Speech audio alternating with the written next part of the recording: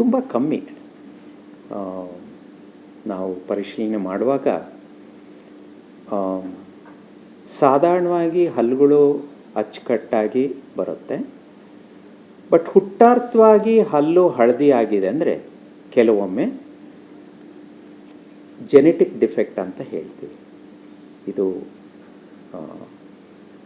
ಹುಟ್ಟಾರ್ಥವಾಗಿ ಹಲ್ಲಿನ ಕ್ಷೀಣತೆಯನ್ನು ನಾವು ನೋಡ್ತೀವಿ.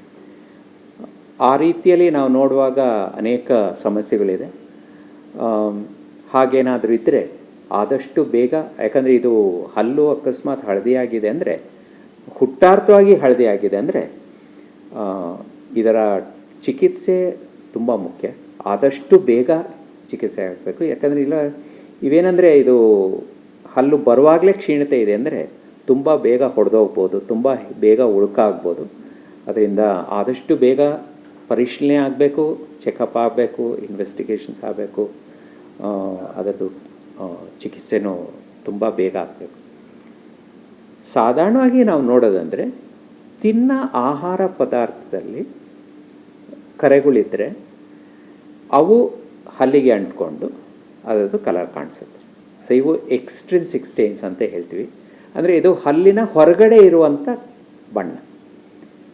ಇದನ್ನೇನಿಲ್ಲ, ಸುಮ್ಮನೆ ಕ್ಲೀನಾಗಿ ಬ್ರಷ್ ಮಾಡಿದ್ರೆ ಕಮ್ಮಿ ಆಗಿಬಿಡುತ್ತೆ. ಹಾಗೂ ಏನಾದರೂ ಕಮ್ಮಿ ಆಗಲಿಲ್ಲ ಅಂದರೆ ನಾವು ನಮ್ಮ ದಂತ ಚಿಕಿತ್ಸಾಲಯದಲ್ಲಿ ನಾವು ಸ್ಕೇಲರ್ಸ್ ಅಂತ ಹೇಳ್ತೀವಿ, ನಾವು ಯಂತ್ರದಿಂದ ಅದನ್ನು ಕ್ಲೀನ್ ಮಾಡ್ಬೋದು. ಬಟ್ ಮಕ್ಕಳಲ್ಲಿ ಇನ್ನೊಂದು ಸಾಧಾರಣ ನಾವು ವಿಷಯ ನೋಡ್ತೀವಿ. ಕೆಲವು ಮಕ್ಕಳಿಗೆ ಬಾಯಲ್ಲಿ ಈ ಥರ ಕರೆಗಳನ್ನ ಉತ್ಪತ್ತಿ ಮಾಡುವಂಥ ಕ್ರಿಮಿಗಳಿರುತ್ತೆ. ಇವಕ್ಕೆ ಕ್ರೋಮೊಜೆನಿಕ್ ಬ್ಯಾಕ್ಟೀರಿಯಾ ಅಂತ ಹೇಳ್ತೀವಿ. ಅಂದರೆ ಇವು ಕರೆಗಳನ್ನ ಉತ್ಪತ್ತಿ ಮಾಡುತ್ತೆ. ಇಂಥ ಮಕ್ಕಳಲ್ಲಿ ನಾವು ಕಪ್ಪು ಕಲೆಯನ್ನು ನಾವು ಹಲ್ಲ ಮೇಲೆ ನೋಡ್ತೀವಿ. ಇದು ತುಂಬ ಬೇಗನೆ ಕರೆಗಳನ್ನ ಉತ್ಪತ್ತಿ ಮಾಡುತ್ತೆ. ಇದನ್ನು ಕಂಟ್ರೋಲ್ ಮಾಡೋದು ಸ್ವಲ್ಪ ಕಷ್ಟ. ಆದರೂ ಸಹ ನಾವು ದಂತ ಚಿಕಿತ್ಸಾಲಯಕ್ಕೆ ನಾವು ಕರ್ಕೊಂಡು ಬಂದರೆ ಅದನ್ನು ಒಂದು ರೌಂಡ್ ಕ್ಲೀನಿಂಗ್ ಮಾಡಿ, ಒಂದು ಆ್ಯಂಟಿಬಯೋಟಿಕ್ ಮೌತ್ ವಾಶ್ ಕೊಟ್ಟು ಸ್ವಲ್ಪ ಮಟ್ಟಿಗೆ ನಾವು ತಡಿಬೋದು.